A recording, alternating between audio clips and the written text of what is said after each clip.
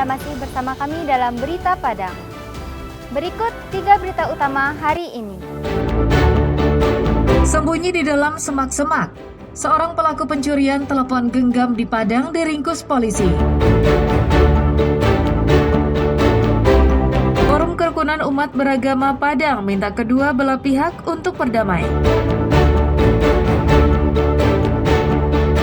Sidang pembunuhan gadis penjual gorengan, ibu korban mengamuk di ruang sidang.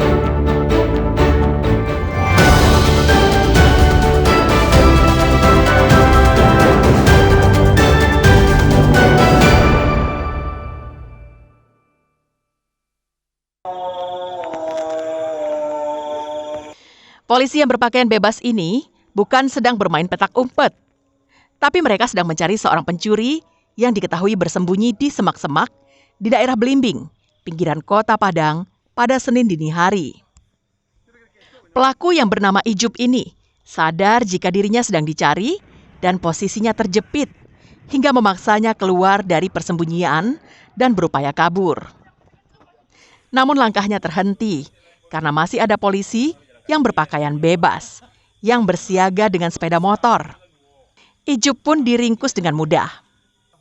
Saat diinterogasi, pelaku mengakui perbuatannya telah mencuri telepon genggam milik korbannya. Tak tanggung-tanggung, pencurian itu telah dilakukannya sebanyak 5 kali di lokasi berbeda. Berdasarkan pengakuan itu, petugas menyita 2 buah telepon genggam curian yang telah dijual kepada penadah. Modusnya, pelaku beraksi dengan mengintai rumah-rumah yang terlihat lengang, kemudian masuk secara diam-diam, lalu mengambil telepon genggam yang ada di atas meja.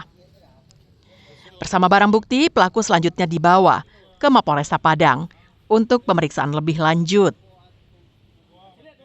Kita amankan 1 orang pelaku 363 atau pencurian malam hari. Untuk BB yang berhasil diambil 2 unit handphone untuk TKP di Kelurahan Belimbing, Kecamatan Kuranji. Untuk modus pelaku masuk ke rumah korban dengan cara sembunyi.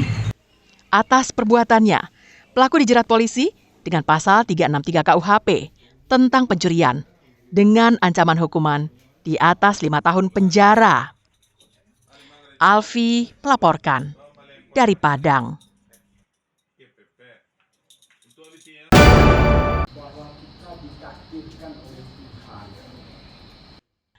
Tokoh berbagai agama yang tergabung dalam Forum Kerukunan Umat Beragama Padang melakukan pertemuan di kantor Camat Koto Tangah pada Rabu pagi. Pertemuan digelar untuk menindaklanjuti kasus perusakan sebuah rumah yang dijadikan tempat belajar agama di Kelurahan Padang Sarai, Koto Tangah, pinggiran Kota Padang, beberapa hari yang lalu. Dalam rapat ini hadir sejumlah utusan dari berbagai pemuka agama di Padang, serta perwakilan pemerintah Kota Padang dan Kasat Intel Polresta Padang. Ketua Forum Kerukunan Umat Beragama meminta pengurus gereja Kristen Nias untuk mengurus perizinan jika memang rumah itu akan dijadikan sebagai gereja. Setelah berjalan selama 2 jam, Forum Kerukunan Umat Beragama Padang menyimpulkan bahwa kasus itu bukanlah konflik agama, melainkan masalah sosial kemasyarakatan. Forum Kerukunan Umat Beragama Padang mengajak kedua belah pihak yang berseteru, yakni antara warga non-muslim dengan warga di Kelurahan Padang Sarai untuk berdamai. Persoalan kita selesai. Kita kembali damai, kita kembali bersama. Karena di dalam suku Nias itu ada Islam, ada Kristen, ada Katolik. Dan kita hidup bersama selama ini di Kota Padang dan tidak pernah ada konflik sosial kita sesama. Mudah-mudahan ini hasil daripada kesimpulan pertemuan kita dengan tokoh pimpinan gereja di Sumatera Barat yang hadir hari ini, sahabat kami. Tapi masalah konflik sosial masyarakat ya. Nah, supaya itu kita tepis isu itu yang sudah sempat beredar di masyarakat di level nasional bahkan internasional, mungkin sudah sampai bahwa isu yang terjadi pada tanggal 27 Juli kemarin itu seolah-olah memang murni masalah SARA, tetapi hari ini sudah kita pastikan dalam pertemuan ini bahwa itu bukan masalah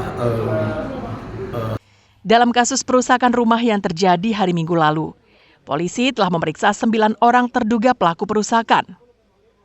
Hingga saat ini, kasusnya masih ditangani Polresta Padang. Alfi melaporkan dari Padang. Yaitu dasar pembuktian hukum pidana yang dilakukan. Pengadilan Negeri Pariaman kembali menggelar sidang lanjutan kasus pembunuhan gadis penjual gorengan di Kayu Tanam, Padang, Pariaman. Sidang kali ini beragendakan pembacaan duplik atau jawaban dari kuasa hukum atas replik jaksa penuntut umum pada sidang sebelumnya. Sidang dipimpin Hakim Ketua Deddy Kuswara. Awalnya berjalan lancar. Kuasa hukum terdakwa membacakan duplik yang intinya menyatakan bahwa penerapan pasal 340 KUHP atau pembunuhan berencana adalah tidak tepat karena tidak sesuai dengan fakta di persidangan. Di tengah pembacaan duplik itu, ibu korban yang duduk di bangku pengunjung tiba-tiba berdiri dan mengamuk karena tidak setuju dengan jawaban kuasa hukum terdakwa. Petugas pengadilan terpaksa membawa keluar ibu korban agar jalannya sidang tidak terganggu. Sidang yang sempat diskors selama 15 menit ini kemudian dilanjutkan hingga pembacaan nota tanggapan kuasa hukum selesai dibacakan. Intinya, kuasa hukum menganggap pasal yang tepat untuk diterapkan adalah 351 ayat 3 KUHP. Penasihat hukum bukan menolak karena tidak menemukan unsur-unsur yang diterapkan oleh jaksa, dan unsur-unsur yang tepat itu adalah pasal 351 ayat 3, yaitu penganiayaan berat yang mengakibatkan meninggal. Menanggapi duplik itu, jaksa penuntut umum menilai pasal 351 ayat 3, yakni penganiayaan yang menyebabkan kematian, tidak ada dalam dakwaan jaksa. Tim penasihat hukum tetap menyangkakannya bahwasannya si terdakwa melakukan penganiayaan yang menyebabkan kematian, dan itu pasal tersebut tidak kami munculkan atau tidak terdapat dalam surat dakwaan kami. Yang ada terdapat di dakwaan kami yaitu tentang pasal 340, pasal 338, pasal 285 KUHP. Sidang dilanjutkan Selasa pekan depan untuk mendengarkan vonis majelis hakim. Eki Rafki melaporkan dari Pariaman.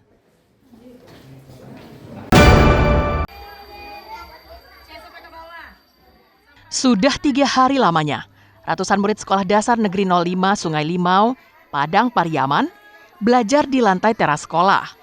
Pasalnya, ruang kelas mereka masih digembok oleh penjaga sekolah yang marah karena tidak lulus P3K. Sang penjaga berani melakukan hal itu karena lahan tempat sekolah itu dibangun milik keluarganya. Meski tak nyaman, para murid dan guru tetap melaksanakan kegiatan belajar mengajar. Kepala sekolah memantau dari dekat murid-muridnya belajar. Penjaga sekolah yang menggembok ruang kelas juga tetap hadir di sekolah, tanpa ada perasaan kasihan sedikit pun melihat kondisi yang terjadi. Guru mengaku proses belajar mengajar tidak bisa berjalan efektif karena tidak adanya sarana untuk mengajar. Kalau mengajar seperti ini, kesulitan yang kami rasakan sebagai guru yaitu kurangnya media pembelajaran seperti papan tulis tidak ada, itu akan susah untuk menjelaskan kepada anak. Kalau cuman anak menulis saja, itu kurang menangkap materi pembelajaran pada anak. Kepala sekolah menegaskan, apapun yang terjadi, murid-murid harus tetap belajar, walaupun di teras. Hanya saja, dia berharap kondisi seperti ini dapat segera berakhir. Sebagai guru, bagaimana anak-anak ini harus belajar, walau bagaimanapun kondisinya. Untuk sementara yang diinginkan baru kan di teras sekolah. Jadi intinya anak-anak harus belajar. Saja mungkin, walaupun dengan kondisi yang serba terbatas. Ironisnya, 2 sekolah dasar negeri di Sungai Limau, yakni SD Negeri 05 dan SD Negeri 14, murid-muridnya belajar di teras karena ruang kelas digembok penjaga sekolah.